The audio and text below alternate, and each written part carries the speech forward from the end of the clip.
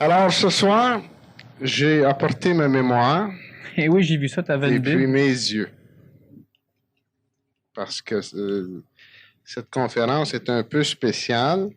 Alors, j'ai pensé, Daniel, te poser des questions ou te demander de commenter sur différents passages qu'on nous a laissés de ce que Jésus, le Nazaréen, nous aurait laissé en héritage.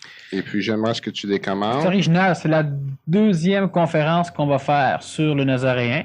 Donc la première, c'était sur sa vie, là, c'est sur l'enseignement. Et puis la Judée à l'époque, c'était une terre qui était quand même relativement chaude. Et puis c'est la deuxième conférence, et puis on peut remarquer que le salon est encore aussi chaud que la dernière conférence. Mais disons que ça met le monde dans l'ambiance.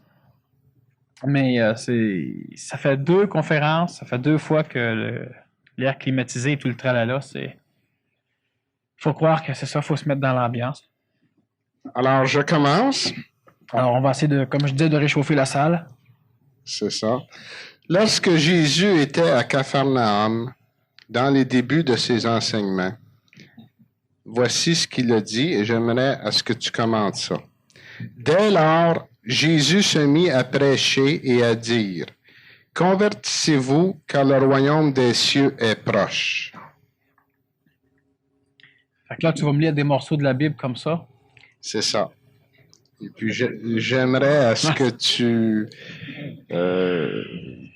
Convertissez-vous, car le royaume des cieux est proche. C'est ça. Il faut bien comprendre que lorsque l'on parle de proximité dans le domaine de l'évolution, on peut parler de 2 sortes de proximité. Une qui est temporelle, puis une qui est spatiale. C'est-à-dire, c'est proche dans le temps ou c'est proche en distance, dans l'espace. Et le royaume des cieux est proche, c'est beaucoup plus une proximité spatiale dans l'espace qu'une proximité dans le temps. Convertissez-vous. Convertir veut dire changer. Convertir une auto, convertir ta maison, convertir un être humain. Donc, transforme-toi parce que le royaume des cieux est proche. Là encore, il faut faire la différence entre le royaume planétaire et le royaume des cieux. On sait que si on regarde, on va donc se fier à la Bible vu que tu as amené ce livre-là ici, si on regarde la Genèse, Dieu dit « Créons ou faisons l'homme à notre image et à notre ressemblance » selon la Genèse.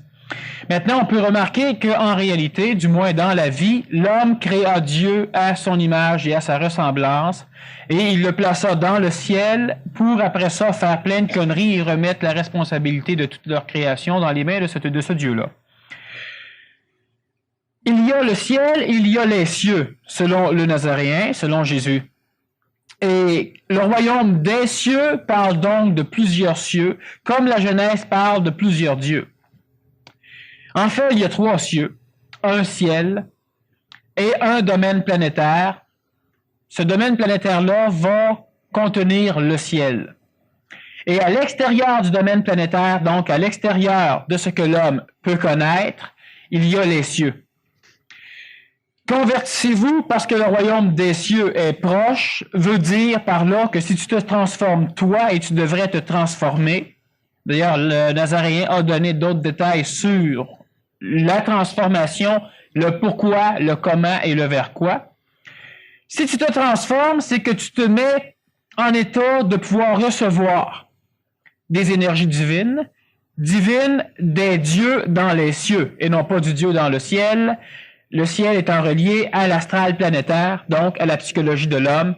Tout le ciel et ce qui a été placé dedans a été créé par l'homme. Dans le ciel, on a des anges, des archanges. On a une représentation dans le ciel planétaire d'une chose similaire qu'on peut retrouver dans les cieux. Maintenant, il n'y a qu'un ciel. Par contre, il y a 3 cieux. Alors, se convertir, se transformer, c'est se mettre en état de pouvoir recevoir des énergies. Le baptême est une forme de conversion.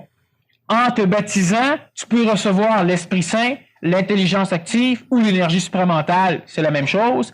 Donc, te convertir veut dire te transformer.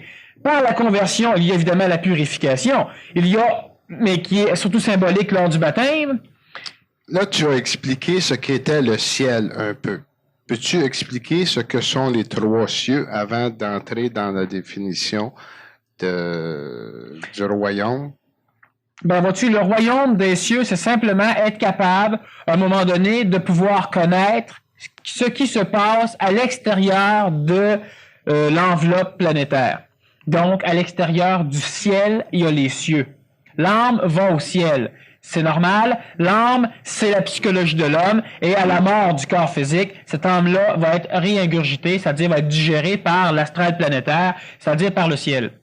Maintenant, l'esprit, lui, n'est pas relié au ciel, il est relié aux cieux. Donc, l'esprit va être, disons, une représentation du souffle divin ou de l'énergie vitale divine, ce qui a porté, disons, certains conférenciers à appeler l'énergie supramentale l'énergie éthérique par rapport à l'ancienne énergie éthérique qui est le vital de l'homme. Alors, dans l'Antiquité ou dans les traditions conventionnelles, on a l'énergie physique, la forme matérielle, l'énergie éthérique ou vitale, qui est la vie, l'énergie astrale, l'énergie mentale. Mais le souffle de Dieu, donc l'esprit, qui lui est tributaire des cieux et non pas du ciel, donc non pas de la planète Terre, le souffle de Dieu, selon un terme ésotérique, souffle dans le domaine matériel, c'est l'énergie vitale, le souffle de Dieu, donc l'éthérique de Dieu, l'énergie supramentale, ce qui n'est pas l'éthérique humain ou le vital. Ce royaume-là, c'est simplement, disons, un royaume, c'est une chose qui n'est pas unique, qui contient différents blocs. Et dans la terminologie, du moins employée par le Nazaréen à l'époque, évidemment, il faut toujours voir qu'il s'adressait à une population qui n'avait pas suffisamment de vocabulaire. Et le royaume était un endroit qui était dirigé par un roi, par un père ou par un dieu, pour aller quand même avec la conceptualisation de l'époque de ces choses-là. Alors, ce qui fait que le royaume de Dieu, je le définirai pas trop, à moins que par hasard tu aies des phénomènes au niveau de l'enseignement du Nazaréen qui vont, disons, m'amener à devoir le définir. Lui, il l'a déjà défini de certaines façons.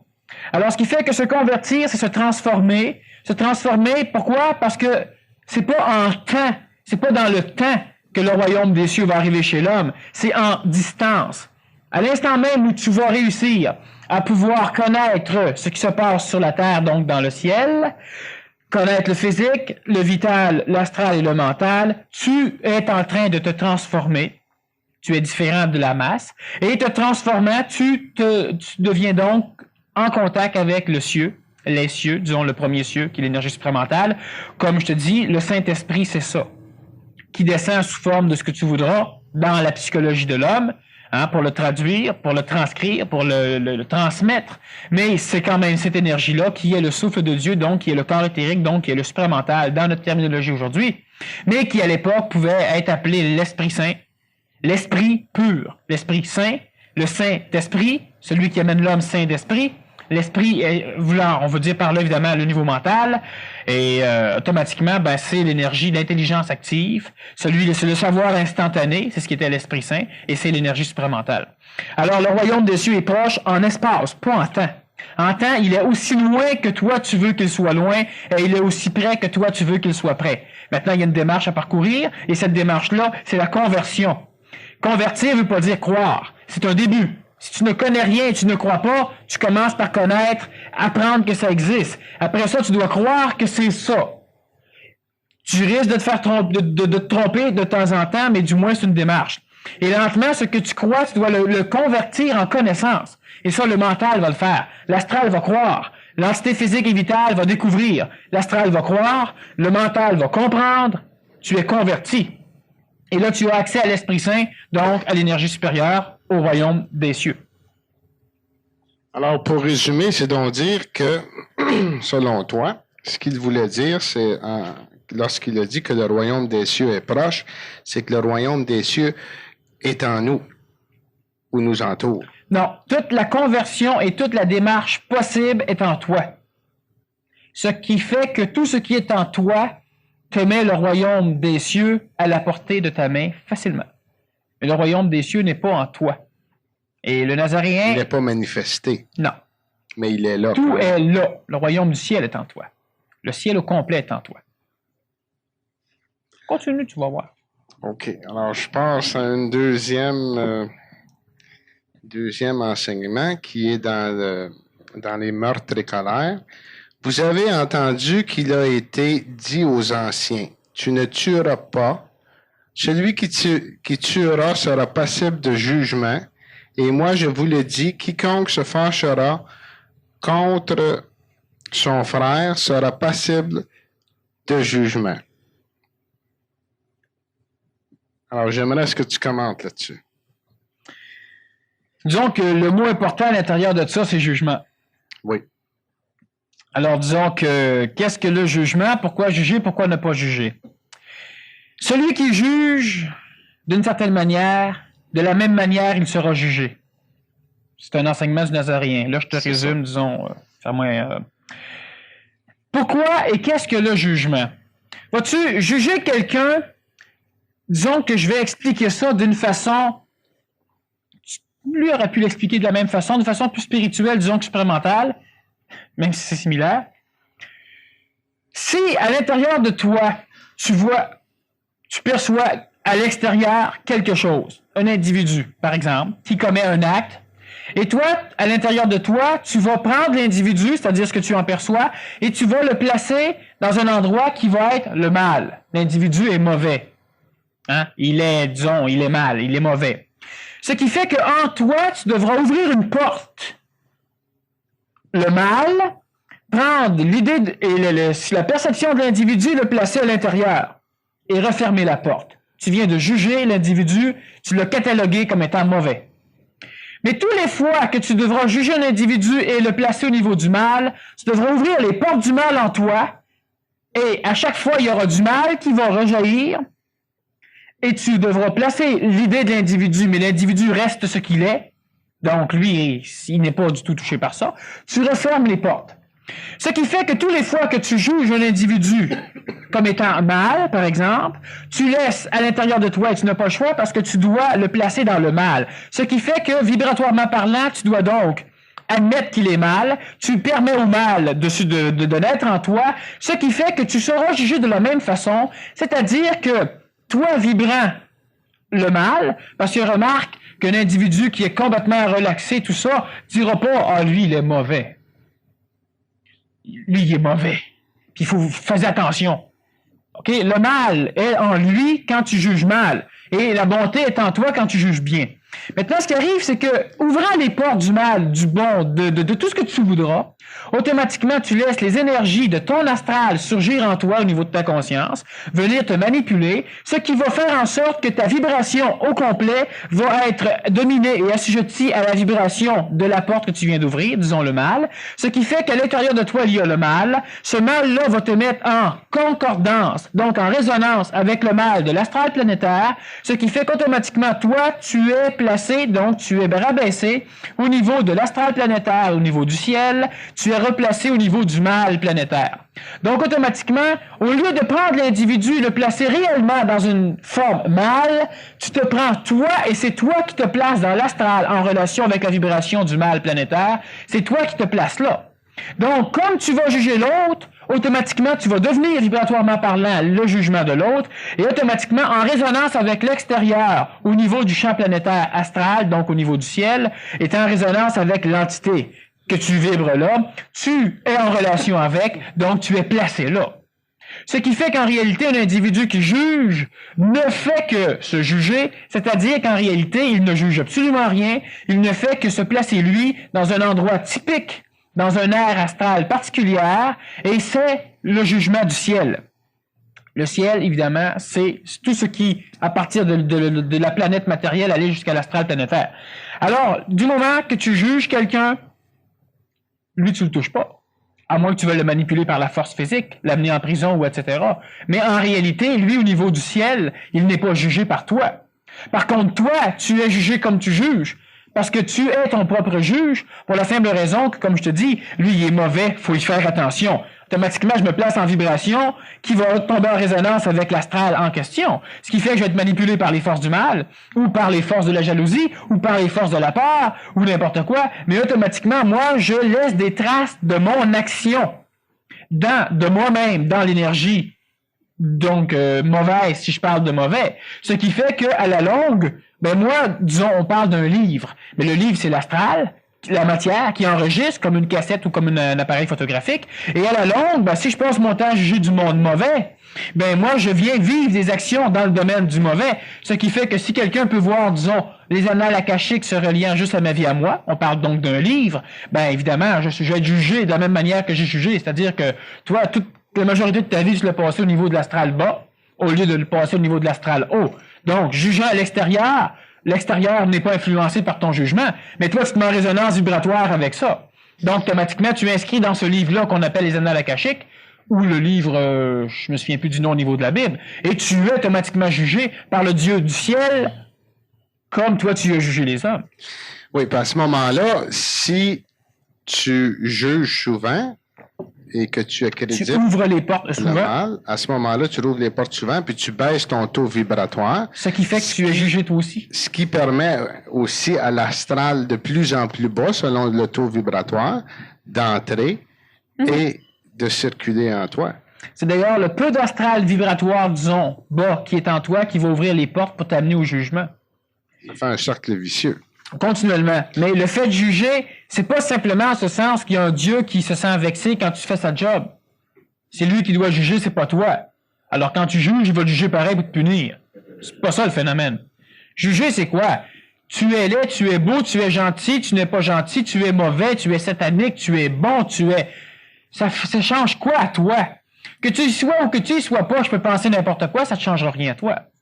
Par contre, moi, je me mets continuellement en résonance. Alors, de penser que tout le monde est mauvais, c'est effectivement de me placer en résonance avec une entité, avec vibratoirement parlant, avec quelqu'un qui juge mauvais, donc avec des mauvais, puis me voir juste que des mauvais, me voir que du monde mauvais, puis ça peut être vrai parce que je m'en vais me promener jusque du monde mauvais. Parce que justement, à force d'ouvrir les portes du mal, ben je suis manipulé, je suis en résonance avec l'énergie planétaire, donc du ciel, côté mauvais. Ce qui fait qu'automatiquement, mon jugement, il est là. Si quelqu'un veut voir qui je suis, qui va lire ce livre-là, il va voir que je suis mauvais. C'est ça. Mais une autre chose aussi, Daniel, c'est que là, tu parles seulement de la personne qui juge, qui ne dit pas un mot, mais habituellement, les gens qui jugent de cette façon-là, ça engendre un échange avec d'autres personnes. Ils cherchent à rencontrer d'autres personnes pour leur dire qu'un tel est comme ci. Ben, vu que le monde, exactement, mais vu que le monde juge, puis, tout le monde ouvre les portes. Mais une chose qui est sûre, ce que tu penses, c'est pas tellement important, ce que tu penses. Parce qu'on est encore dans un monde où les annales astrales, donc où la mémoire planétaire, va surtout enregistrer des choses vibratoires qui vont évoluer dans le temps et dans l'espace. Donc, parce que c'est lié au temps directement et c'est un temps astral. Ce qui fait que tout ce qui est astral va être enregistré dans les mémoires de l'astral, ce qui est vital ou physique, bref, ce qui est plus lent ou égal. Le mental, presque pas. Par contre, si tu parles, la vibration, elle est reliée au temps matériel. Elle a une vitesse, mais qui est quand même suffisamment lente. La lumière est beaucoup plus rapide que le son. Et automatiquement, si tu parles ou si tu agis, les gestes, ça, c'est mémorisé. Ce que tu penses n'est pas tellement important. Ce que tu dis est vachement plus important. Mais c'est sûr que si tu le penses régulièrement et continuellement, à la longue, ça finit par te gruger. Mais une parole vaut beaucoup, beaucoup, beaucoup de pensée au niveau du jugement. Maintenant, là, on a regardé, lorsqu'on juge, on a regardé le côté lorsqu'on condamne. Maintenant, lorsqu'on juge et on accrédite. Même chose, tu vas être jugé de la même manière. Si tu ouvres les portes du bien, automatiquement, tu te mets en relation avec le bien. Donc, automatiquement, si tu vas incruster de ton passage dans les annales spirituelles hautement vibratoires, donc dans le bien, et quelqu'un qui pourrait lire les annales akashiques se reliant directement à ta vie, verrait que tu es bien. Parce que tu juges bien, et ce qui fait que tu es placé au niveau du bien. Mais c'est le même phénomène au niveau du jugement. Mais ce qui va arriver, c'est qu'un individu qui juge en bien va aussi juger en mal. C'est justement ce que je voulais en arriver, c'est qu'habituellement, je pense que quelqu'un, s'il a un jugement réellement juste, ne s'amusera pas à juger. Un jugement réellement juste, c'est fait par le mental. Ça s'appelle pas un jugement, ça s'appelle une constatation. De constater que tu pues, c'est une chose. De juger que tu es un gars sale, c'est une autre chose. Parce que sale veut dire quoi? J'entends aussi par là la psychologie, tes habitudes et tout ça. Puis je ne connais rien. La constatation, elle est mentale, mais l'astral s'en empare immédiatement pour s'amuser avec et porter un jugement. Constater et juger, c'est deux. Alors, ce qui fait qu'un individu mental peut constater, de l'extérieur, on dirait qu'il juge. Nazaréen portait souvent des constatations. À un moment donné, il appelait les races de vipères, puis etc. Bref, il leur parlait dans leur langage pour qu'ils comprennent. Mais est-ce que c'était un jugement ou une constatation? Ben, si on lit les écrits, on peut voir que les autres faisaient certaines choses, comme par exemple, tu allais prier en public pour que tout le monde sache que toi, tu es pieux. Ben, c'est une constatation de dire que le gars, ben non, c'est un jugement, c'est une constatation. Par contre, si 2 jours après, tu es encore en train de penser à ça, demande-toi que tu n'es pas en train de juger, plus que constater. Alors, s'il n'y a pas de jugement, soit accréditation ou condamnation, est-ce qu'on peut dire que l'être est plus proche du royaume des cieux? Oui, pourquoi? Parce que automatiquement, ils devront quand même voir les choses, donc il y aura constatation au lieu de jugement, donc il y aura travail mental au lieu du travail astral, ce qui veut dire qu'il y aura donc un développement au niveau mental, le mental et l'énergie qui peut rentrer en relation avec l'énergie supramentale, immédiatement supérieure au mental, ce qu'on appelle justement le premier royaume des cieux, le premier cieux. Et puis, dans la constatation, on pourrait peut-être aussi dire que ça ne laisse pas de traces. Ça n'en peut pas laisser de traces. Je constate que l'eau est froide, que l'eau est chaude. Mais je ne juge pas. Je constate qu'un individu vient de commettre un meurtre. Mais est-ce que je juge que l'individu est mauvais? Je n'ai pas marché 10 000 dans ses souliers. Je n'ai pas jugé, mais je peux constater. Bien important. Alors, voici un autre enseignement. Ne donnez pas les choses saintes aux chiens et ne jetez pas vos perles devant les porcs, de crainte qu'ils ne les foulent aux pieds et qu'ils ne se retournent contre vous pour vous déchirer. Ça regarde le travail d'une personne qui sait et qui communique. Ne donnez pas, ne jetez pas. Donc, ça regarde le conférencier par rapport à l'auditoire. Les cochons, puis... Bon. Ça veut dire... Évidemment, c'est une parabole. De quel côté? Vois-tu, c'est que si tu as n'importe quel genre de connaissance, si tu n'arrives pas à pouvoir déterminer à qui le donner, tu risques que ce soit mal compris, déformé, puis c'est dangereux parce qu'à un moment donné, il y a un sadique qui peut arriver avec un revolver puis te descendre. Je résume rapidement ce qu'il voulait dire. D'accord? Alors, quelle que soit la chose, la connaissance, tu dois toujours faire attention à l'écosystème psychologique des individus, à l'écologie d'un auditoire, que ce soit des élèves de classe, que ce soit dans la rue, que ce soit à l'église, que ce soit dans une salle de conférence, que ce soit tes parents, que ce soit n'importe quoi. Alors, ce qui fait que tu as des choses, ben tiens-toi donc avec ceux qui peuvent comprendre. Juste d'ailleurs, une explication qui va pouvoir peut-être permettre de mieux comprendre. Pourquoi les paraboles du Nazaréen? Parce que ceux qui ont des oreilles comprennent. Ça veut dire ça qu'il y en a un paquet qui ne peuvent pas être sauvés. Ça veut dire qu'il y en a un paquet qui n'ont rien à faire là-dedans. Ça veut dire que le Nazaréen ne s'adressait pas au public, il donnait une parabole. Et ceux qui ont des oreilles vont comprendre. Que ceux qui ont des oreilles comprennent, que ceux qui ont des yeux voient. Alors ça veut dire que lui-même, justement, on lui demandait au niveau de la parabole, pourquoi tu expliques toujours en parabole? Ben c'est ça. À un moment donné, tu dois faire attention à qui tu vas donner des choses précieuses pas pour toi, mais précieuses pour les autres, ou précieuses pour l'évolution même d'une population ou d'un environnement. Alors, tu ne jettes pas ça aux chiens, aux cochons, c'est-à-dire que si tu aurais de la bonne nourriture que toi tu aimerais, ou tu aurais, là, évidemment, on fait une relation, une parabole, c'est quand même une relation avec quelque chose de matériel, ce qui est le meilleur moyen d'arriver à faire comprendre quelque chose quand même à une masse, du moins une masse qui n'est peut-être pas prête. Alors, automatiquement, ben, ce qu'on veut dire par là, c'est que les choses que tu as à dire, il y a des fois, par exemple, si on prend un exemple comme moi, il y a des choses que je ne dis pas en conférence, je refuse. Bon. Il y a des choses que je ne dis pas, mais que je vais dire dans des conférences, disons, plus spéciales, où, à un moment donné, ben, à la longue, disons que le public finit par être prêt, puis on peut s'ouvrir.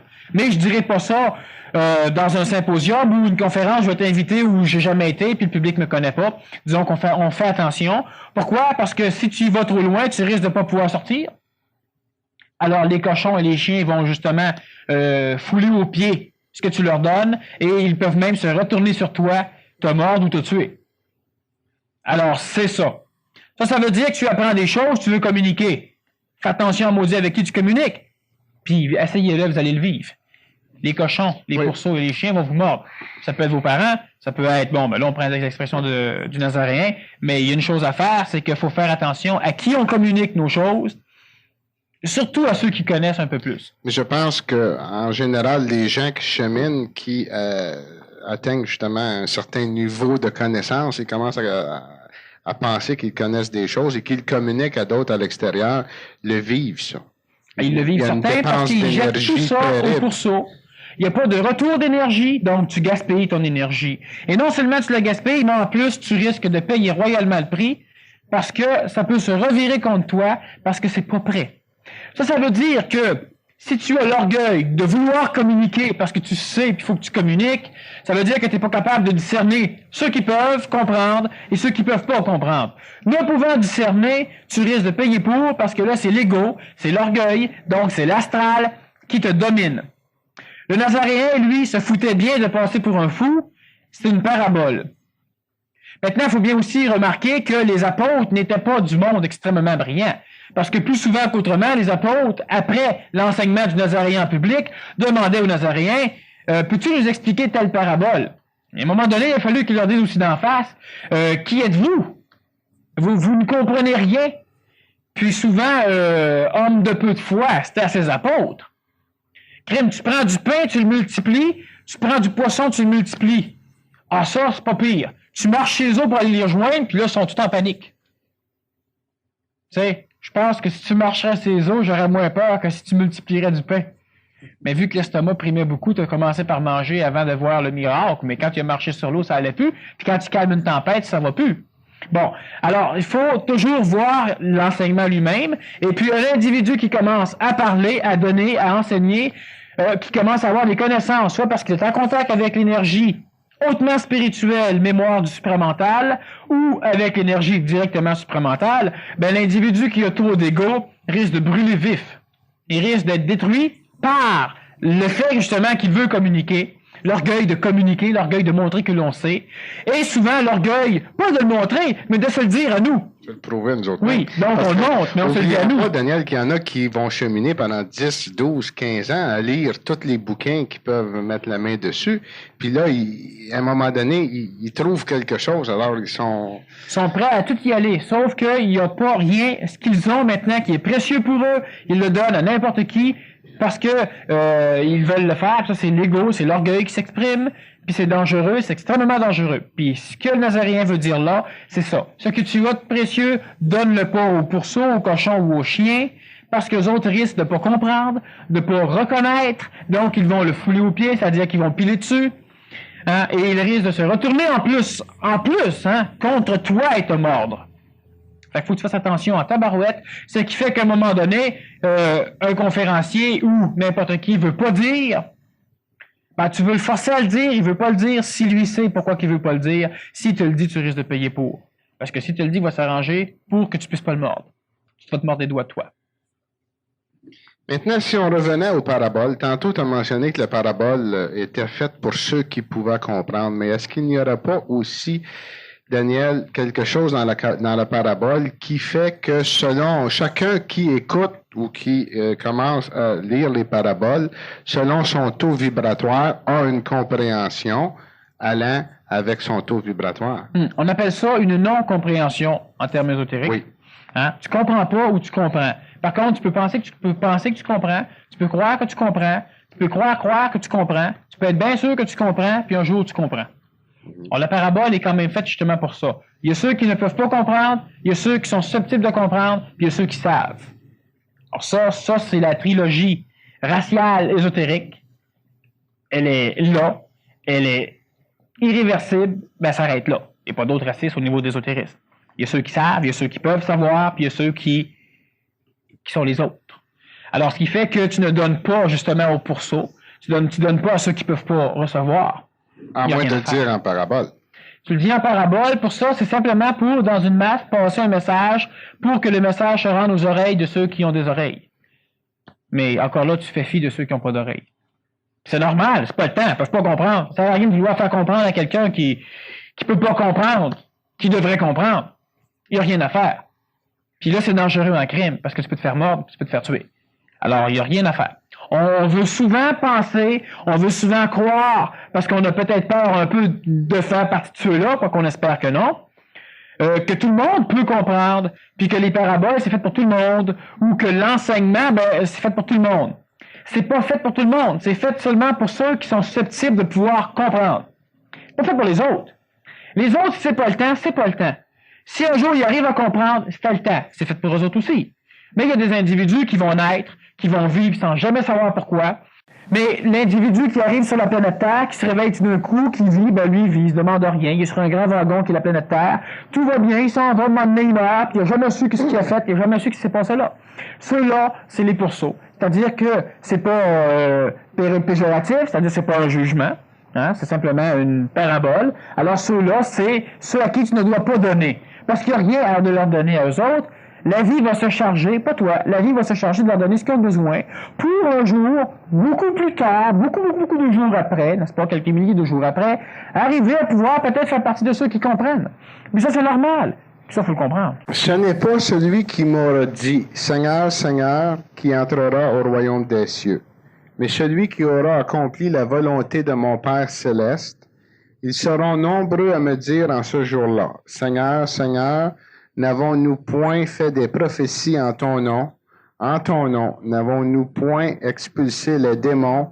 En ton nom, n'avons-nous point accompli quantité de prodiges? Et alors je leur déclarerai hautement, jamais je ne vous ai connus. Éloignez-vous de moi, vous tous artisans d'iniquité. » Tu vas aller chercher loin. Oui, ça, je pense qu'il y a du stock là-dedans. Bon, Seigneur, Seigneur. Mais ça, on s'en fout. Je parle, le Nazaréen s'en fout, là. Je veux dire, bon. Ça, ceux qui vont, je vais prendre plusieurs morceaux, je vais expliquer plusieurs morceaux, puis après ça, on essaiera de faire un gâteau avec toute la recette. Parce qu'effectivement, il y a plusieurs choses à l'intérieur de ça. Tu devras premièrement faire la volonté de ton Père céleste. Donc, le Père dans le ciel. Pas le Père des cieux. Pas le Père dans les cieux. Ce qui veut dire que tu devras faire la volonté de la forme physique, de la forme vitale, de la forme astrale et de la forme mentale. Ce qui est inhérent au ciel, donc à la planète Terre. La volonté, j'ai déjà expliqué que la volonté, c'était pas de vouloir faire quelque chose. Tu faisais la volonté d'un Père quand tu laissais l'énergie de ce Père-là s'exprimer par toi. Donc, automatiquement, tu faisais la volonté du Père astral, ou du Père mental, ou donc du Père mental du Père céleste, qui est le summum des pères dans le domaine de notre ciel, le Père céleste, et tu peux faire aussi la volonté du Père dans les cieux. Ce qui est différent, jusqu'au jour où tu arrives à être. Je suis, ce que le Nazaréen à un moment donné a déjà dit. Hein? Il a fait la volonté du Père céleste, la volonté du Père de son Père dans les cieux, la volonté de son Père dans les cieux, la volonté de son Père dans les cieux, puis un jour, je suis. Parce que rendu au dernier ciel, qui est le niveau bouddhique, divin, pardon. Alors, ce qui arrive, c'est que tu devras premièrement, non pas en mon nom, faire des choses. Moi, je fais mes choses en mon nom. Pas en son nom. Des choses en mon nom. Parce que je sais. Donc, je peux avoir l'autorité pour le faire. Mais si tu guéris au nom d'un autre, tu fais quoi? Tu ne fais qu'exprimer le désir d'être sauvé, le désir de bien paraître, le désir d'être appelé serviteur de Dieu, le désir d'être appelé pacificateur de Dieu, le désir d'être appelé simple d'esprit, le désir de recevoir une béatitude parmi tant d'autres, le désir de t'asseoir à la droite de celui qui sera assis à la droite de celui qui est assis à la droite de celui qui est le Père. Vas-tu faire au nom? Ça veut dire être assujetti à la mémoire. Ça veut dire être manipulé par l'astral. Et le mental à l'intérieur, qu'est-ce que tu en fais? Tu l'oublies. Tu devras non pas faire quoi que ce soit en mon nom, parce que moi, je ne t'aurais pas connu, c'est ce qu'il disait. Moi, je ne peux pas te connaître, parce que connaître, ce n'est pas du niveau de l'astral. Apprendre des connaissances, mémoriser des choses, d'accord. Mais on a déjà vu que la connaissance, c'est-à-dire que la connaissance ou connaître, c'est de naître avec, donc d'être vivant en même temps, pas de se rappeler de certaines choses. Alors, le Nazaréen, lui, ne t'a pas connu, il n'est plus sur la terre. Il a fusionné, il n'est pas mort. Il a fait bien d'autres choses, mais il ne te connaît pas, c'est-à-dire qu'au niveau mémoriel, non. Toi, de faire quelque chose en son nom, de dire Seigneur, Seigneur, de le prier continuellement, d'allumer bien des cierges, de faire bien des choses, ça ne peut faire qu'une chose, qui est très bonne d'ailleurs, ça ne peut faire qu'augmenter le niveau, donc énergiser l'astral, hautement spirituel, ce qui a été, disons, parti par le passage du Nazaréen ici. Mais ce n'est pas faire la volonté du Père Céleste, celui qui te demande, toi, de connaître le physique, de connaître la vie, de connaître l'astral, ta psychologie, ta mémoire, mais pas de t'identifier à elle, puis pas de penser que tout ça c'est toi, puis de te prendre pour le nombril du monde. De connaître l'énergie mentale. Et quand tout ça sera connu, le mental fera la volonté du Père dans les cieux. Lorsque le Père décidera que tu es prête. Oui. Alors quand le mental est suffisamment personnalisé, il peut faire, non pas sa volonté, mais celle du Père dans les cieux. Ce que le Nazaréen a fait. Mais l'astral, la psychologie, l'individu à qui on s'adresse devra faire la volonté du Père Céleste, qui est le mental.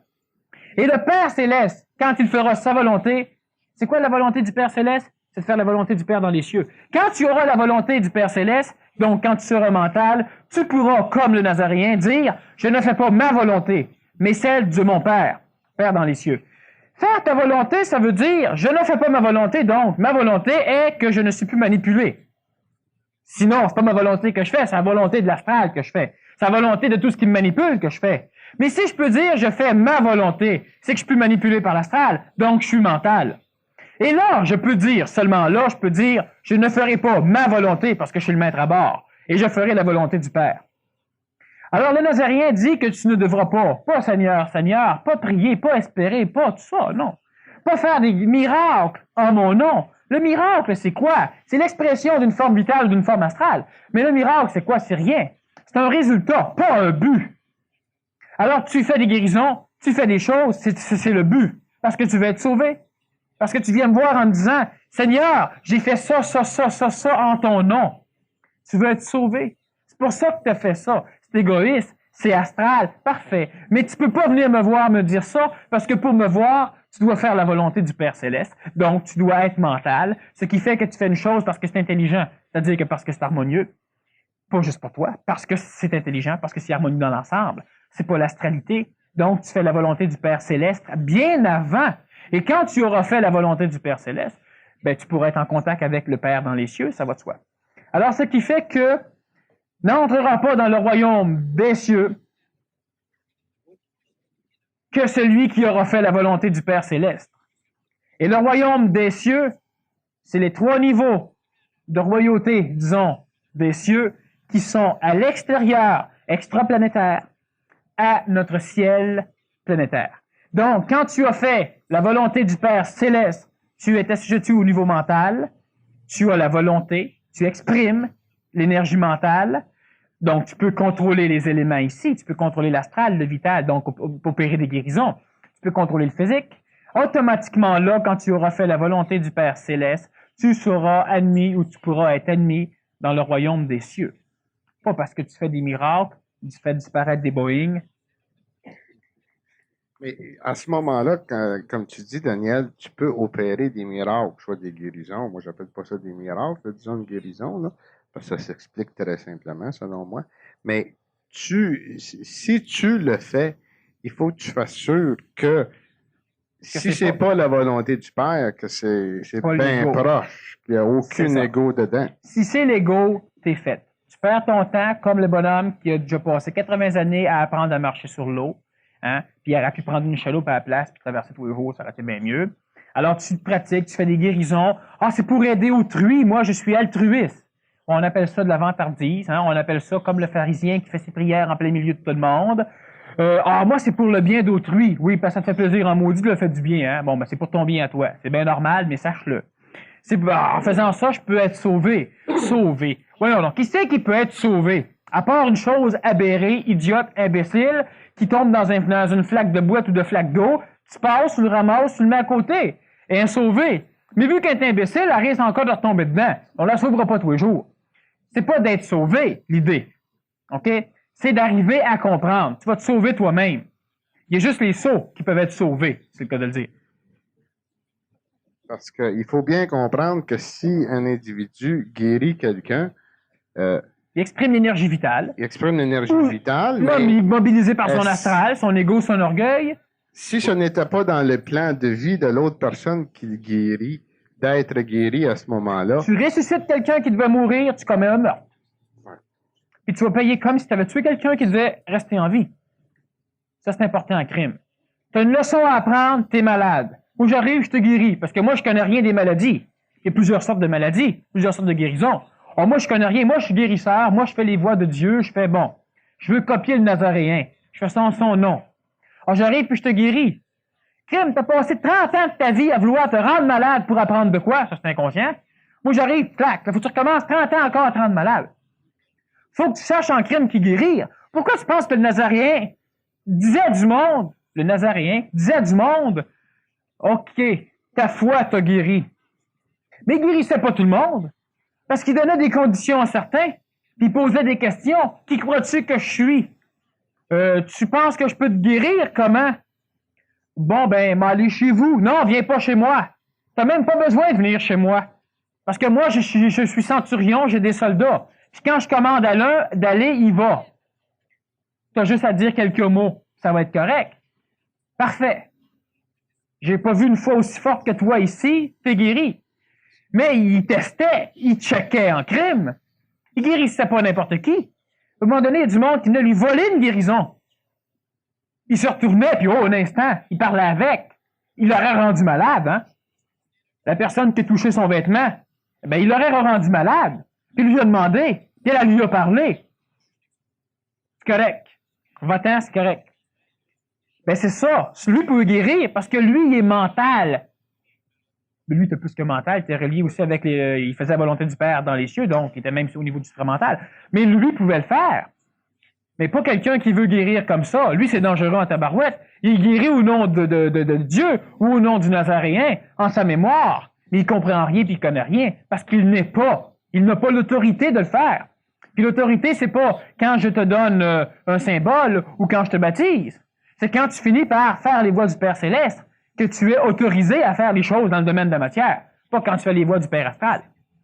On dit souvent, Daniel, que l'enfer est rempli de bonnes intentions. Si on remonte, disons, de ce qu'on discute là, depuis peut-être 50 ou 100 années, là, ça commence à remonter à la surface et de plus en plus, il y a des gens qui comprennent ce phénomène-là et qui savent que c'est la réalité. Quand l'astral te manipule, tu veux faire le bien, mais tu vas le faire mal. C'est ça. Maintenant, qu'est-ce que c'est qui arrive justement aux gens qui étaient inconscients, ou encore s'il y en a qui le font, étant inconscients, mais n'ayant pas d'ego là-dedans? Vois-tu, si tu es inconscient, c'est que tu es manipulé. Si tu n'as pas d'ego dedans, c'est que ton astral n'est même pas identifié. OK? Puis elle est pas personnalisée pour Saint-Saëns. Ce qui fait qu'il y a un ego. Mais c'est l'ego de la masse. C'est l'ego de la société. D'ailleurs, c'est cet ego-là qui se ramasse un karma négatif qui va payer pour. C'est l'ego de ta religion. C'est l'ego de ton enseignement. C'est l'ego de ta famille. Tout le monde va payer pour. Pas toi, mais tout le monde. La personne qui passe sur la rue puis qui tue, puis qui ne savait pas. Donc, que ce soit un fou, que ce soit n'importe quoi, la société paye pour. On perd un citoyen qui avait un travail à faire dans la société. La famille va en souffrir. Ça va se répercuter sur les autres et ça va évidemment, la douleur va s'intensifier jusqu'à un individu qui peut être la femme ou les enfants qui comprend pas. Mais elle vit dans la société, elle devra donc payer une partie du karma de la société. Parce que s'il vivrait dans une société indienne ou hindoue ou musulmane ou en pleine forêt, elle n'aurait pas payé le karma de la société. L'individu en liberté dans la société aurait tué un autre ou l'aurait pas tué parce que manquant de cible. Tu paies le karma. Tu veux accepter les bonnes choses, tu vas donc devoir accepter les mauvaises choses. Une société, c'est ça. C'est bâti par tous les citoyens, mais ce n'est pas aucun des citoyens. Alors, ce qui fait que tu payes la société, qui s'enrichit la société. Toi, non. Mais c'est toi qui payes. Alors, c'est la même chose. Tu commets pas d'acte, mais tu veux bénéficier des centrales des centrales hydroélectriques qui détruisent l'écologie, ben, tu devras payer pour. Tu veux bénéficier de ton essence pour rouler en auto, Il y a des guerres en Iran, en Irak, il y a des guerres un peu partout pour te fournir l'essence. Tu devras payer pour. Tu veux bénéficier du canal de Panama pour recevoir ta marchandise, tes bananes, tes oranges, tout ce que tu voudras. Ben, à un moment donné, ça se bat là-bas. Tu devras payer pour. Tu veux bénéficier de la société, tu devras payer du karma de la société. C'est normal. Alors, l'individu qui n'a pas d'ego vit où? Il devra payer pour. Le karma de tous ceux qui, de l'ego national, de l'ego sociétaire, de l'ego religieux, de l'ego familial. Lorsqu'il est inconscient. En voici une autre. Les illusions. Ce n'est pas celui qui m'aura dit... Ben non. Les illusions. On va trouver un autre. Question sur le jeûne. Personne ne met un morceau de drap neuf à un vieil habit, car la pièce tire sur l'habit et la déchirure s'agrandit. On ne met pas non plus du vin nouveau dans de vieilles outres, sinon les outres éclatent. Le vin se verse et les outres sont perdues, mais on met le vin nouveau dans les outres neuves et les deux se conservent. C'est connu, je pense. C'est très connu, oui. C'est très connu, connu, mais je pense que ça peut, disons que si on regarde le côté parabolique, là, ça peut avoir plusieurs significations. Ouais, ça en a une réelle. J'aimerais, justement, c'est pour ça que je l'ai souligné, pour avoir la tienne. Vois-tu, le Nazaréen, tu parlais du jeûne, donc ça me replace un peu si je fouille au niveau de tes mémoires.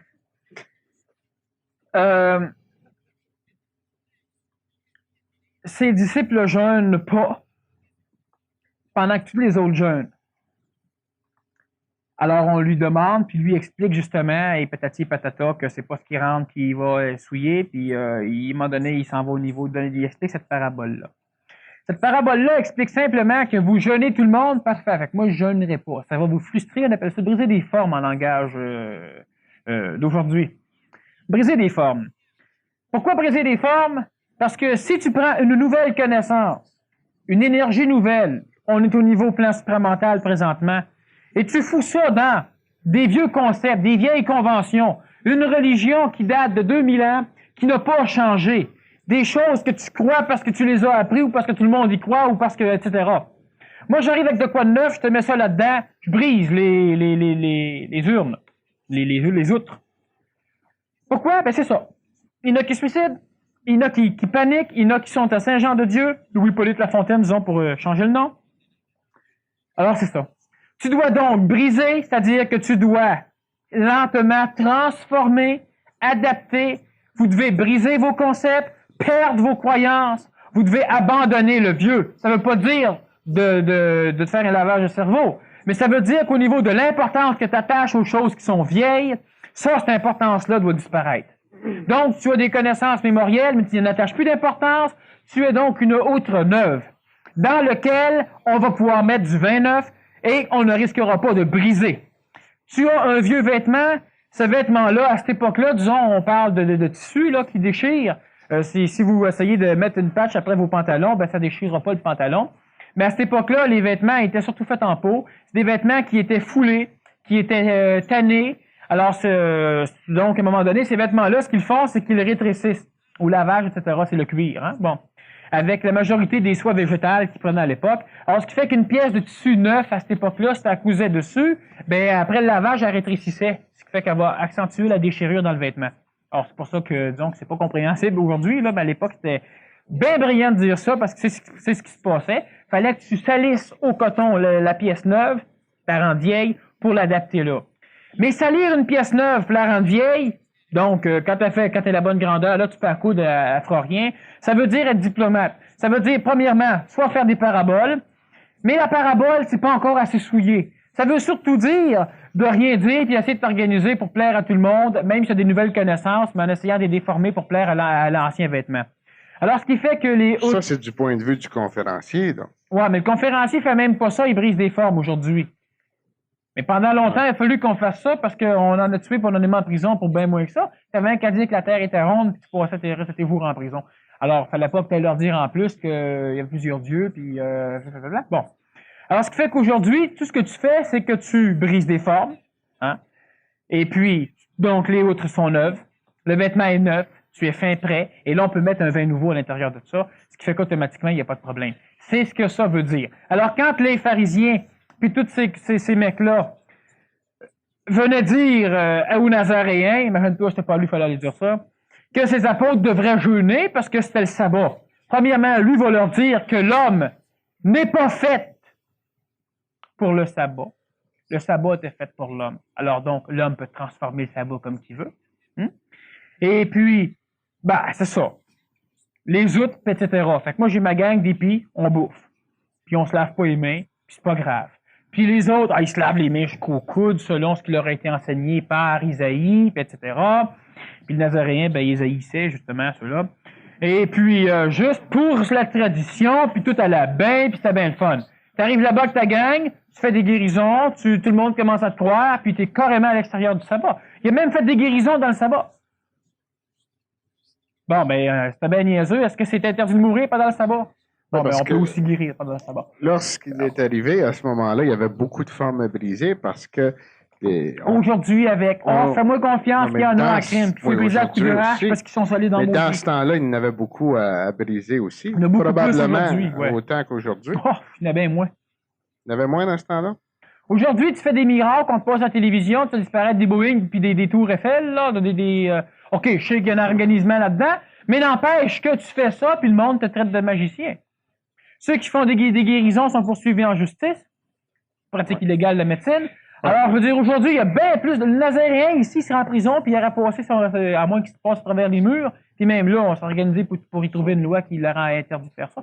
Mais n'empêche que, je veux dire, veut pas, il y a bien plus de formes à briser. Oui, mais si on regarde les initiés qui ont atteint le niveau supramental, Daniel, on voit qu'ils ont justement pris l'intelligence, l'expérience du Nazaréen et fait ce qu'ils ont fait et ce qu'ils font est beaucoup plus pas caché, mais disons que les autres, ils ont... Oui, c'est ça, c'est qu'ils ont bâti des formes puis ils l'ont brisé.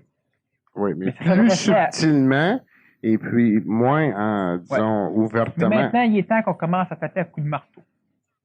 Le marteau, ça brise le cristal, mais ça forge l'acier. Oui, maintenant, OK.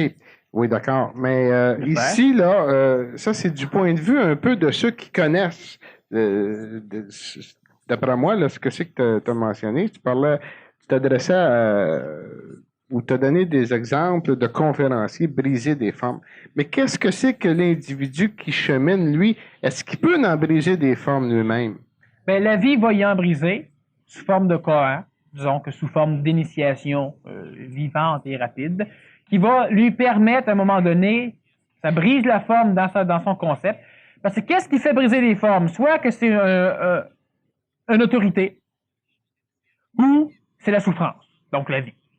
Le choix entre un ou l'autre. Les formes font qu'ils tombent. Fait que c'est la souffrance, parce qu'à force de penser de même, puis à force de souffrir, à un moment donné de souffrir, tu te rends compte que tout ce que tu as pensé, c'était pas ça. Puis là, tu es en crise, tu peux souffrir encore plus, la souffrance. Puis là, à un moment donné, tu finis par faire le ménage un peu dans tes affaires, donc tu deviens une cruche un peu plus neuve. Cruche, c'est le terme d'aujourd'hui, c'était des outres à l'époque. Alors, ce qui fait que... Alors, toujours pour prendre les termes, là. Alors, ce qui fait que la souffrance t'amène à faire ça. Mais si t'as pas trop d'orgueil, tu souffres moins. Ce qui fait qu'à un moment donné, on en a déjà brisé des formes, la conférence, justement, le rôle de l'âme, je pense, de l'ego, en parlant de l'orgueil.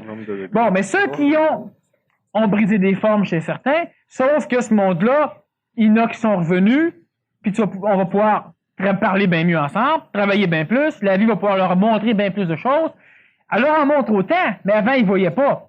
Parce qu'il y avait justement l'orgueil, un mur. Puis les formes, il faut que tu les brises. C'est quoi briser une forme? Une forme, c'est quoi? Simplement un concept qui garde une forme mémorielle, puis que toi, tu dis que c'est la réalité. Alors, à un moment donné, paf, c'est pas la réalité. La réalité, tu peux pas connaître. Alors, c'est qu'on brise tes formes. Et puis les formes, c'est ça. Quand on brise suffisamment de formes, on a donc devant nous un être nouveau. C'est plus l'être antique.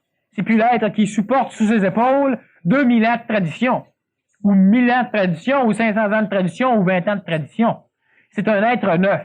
Fait que tu mets quoi de neuf dessus? Il va en faire une tradition, il va en faire une forme. Mais un jour, on brisera encore cette forme-là, puis on va lui donner un autre enseignement, il va encore en faire une forme, mais des formes de plus en plus fragiles. Tu vas faire pnac, puis à un moment donné, il va le faire lui-même, il va lui-même briser ses formes, parce qu'il va être rendu à un état où c'est qu'il va douter. Ça a de l'allure, c'est tout. Puis quand tu arrives à pouvoir douter de tout, pas renier et douter, ben, tu es capable de briser les formes, il arrive quelque chose d'autre, ça a plus d'allure. Fait que ça, ici, tu fais pas ça, tu l'adaptes, tu l'élimines, tu souffres plus. T'es pas pogné.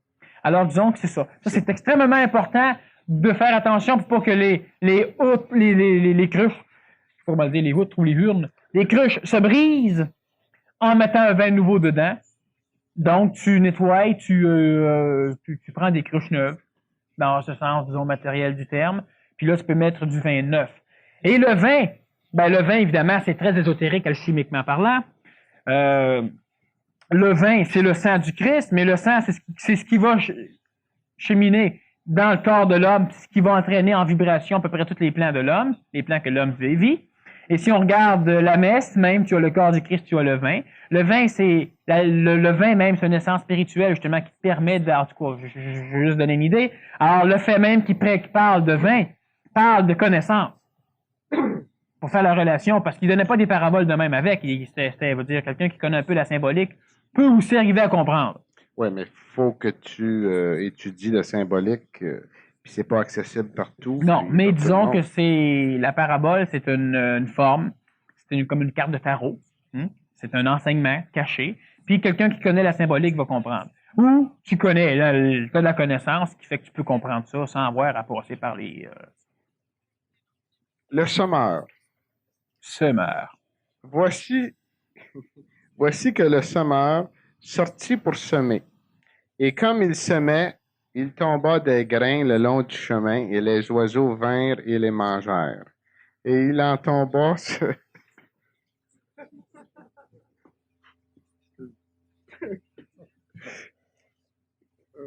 il en tomba sur des endroits pierreux où ses grains ne trouvèrent pas beaucoup de terre. Et ils levèrent aussitôt parce qu'ils n'avaient pas de terre en profondeur. Quand le soleil fut haut, ils furent brûlés, et pour n'avoir pas de racines, ils se desséchèrent. Et il en tomba d'autres sur les épines, et les épines montèrent et les étouffèrent. Et il en tomba d'autres dans la bonne terre, et ils donnèrent du fruit, l'un 100, l'autre 60, l'autre 30. Qui a des oreilles, qui l'entendent. Ça veut dire ça qu'il ne faut pas interpréter ce qu'il dit. Ceux qui ont les oreilles entendent. Mais ça, c'était pour l'époque. Bon, disons que là, il va falloir que tu me relises des petits bouts de temps en temps. Ben non, en tout cas, on va y aller morceau par morceau. Alors, le semeur est sorti, puis il a jeté des grains de semence. C'est ça, le long du chemin. Alors, évidemment, c'est la connaissance, là, évidemment, parce que je pense qu'à l'époque, il n'y avait pas de ministère d'Agriculture, puis je pense pas que c'était un cours d'agriculture qui leur donnait. Non. Et puis, parmi ces grains-là, ben, il y en a que des oiseaux. Ils sont tombés. Non, le long du chemin. OK, où est-ce qu'il n'y a pas de terre, où est-ce qu'il n'y a rien. Bon, parfait. Et les oiseaux sont venus, ils l'ont bouffé. C'est ça, ils ont bouffé. Bon. Puis il en tombe d'autres. Oui, on va commencer par ça. La connaissance même, tu la distribues dans un public de masse à un moment donné, ce qui est normal. À travers ce public-là, il y a du monde qui viennent entendre l'orateur pour la première fois. Du monde pour qui c'est la deuxième, troisième, quatrième, 20, 30, 40 fois. Bon. Puis aussi, présentement, disons qu'on a des cassettes, on enregistre. Là, je parle de la connaissance au niveau d'aujourd'hui. À l'époque, évidemment, il parlait à des foules tout court. C'était pas mal le même phénomène. Il n'y a pas besoin de cassette. Le monde le suivait. Alors, ce qui arrive, c'est que la connaissance que tu jettes sur le bord du chemin, donc les graines qui tombent sur le bord du chemin et qui sont mangées par les oiseaux, c'est simplement la connaissance qui est donnée à un public, par exemple, un public qui n'a pas suffisamment d'identification mentale, donc un public psychologique, un public qui est astral, qui est psychologique, qui est émotif totalement, un public qui est donc assujetti à l'astralité planétaire, un public qui est manipulé par le ciel planétaire. Donc, les grains qui vont tomber vont être automatiquement digérés par Satan, par les forces du mal, par ces oiseaux dont il parle, lui, qui viennent, qui prennent, puis que le grain donne même rien de ce qui aurait pu ressembler. Hein? Alors, ce qui fait que la connaissance, quand elle est donnée de masse, elle peut servir autant au mal qu'au bien. Mais là, présentement, elle est donnée sur un mauvais chemin, c'est-à-dire sur le chemin, et ça peut pas pousser. Les oiseaux voient le grain, viennent le bouffer immédiatement.